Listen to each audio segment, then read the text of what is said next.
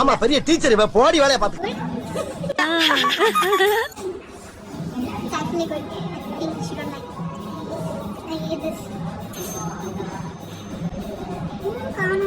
Actually, in the drama we are gonna post this thing.